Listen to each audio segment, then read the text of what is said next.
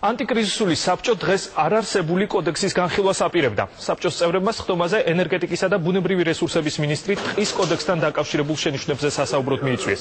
თუმცა ალეკო ხეთაგურის პარლამენტში მისვლის შემდეგ აღმოჩნდა, რომ დეპუტატები იმ დოკუმენტის განხილვას აპირებდნენ, რომელიც ჯერ მხოლოდ პროექტის დონეზე, არასამთავრობო ორგანიზაციების მიერ განიხილება და იმ სახით, როგორც ის პარლამენტის წევრებმა სხდომაზე წარმოადგინეს, რეალურად საერთოდ აღარ არსებობს.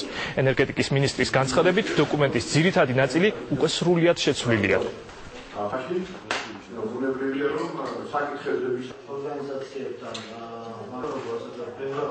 დღესდღეობით ეს პროცესი არ არის დაწყებული და აქედან გამომდინარე ჩემთვის გაუგებარი არის ჯერჯერობით ამ საკითხის წამოწევა, თუმცა ის შეხედულებები ჩვენ დღეს ვისაუბრებთ იმ შეხედულებებზე, თუ რა გააჩნია სამინისტროს და რა მიმართულებით წაიყვანს, ასე ვთქვათ, საქართველოში ტყის პოლიტიკას. ის კოდექსი, რომელიც აღმოჩნდა ჩვენ ხელში, რომელიც ჩვენმა ექსპერტებმა დაამუშავეს და რომელთა მიმართაც ჩვენ დაახლოებით 30-მდე შენიშვნა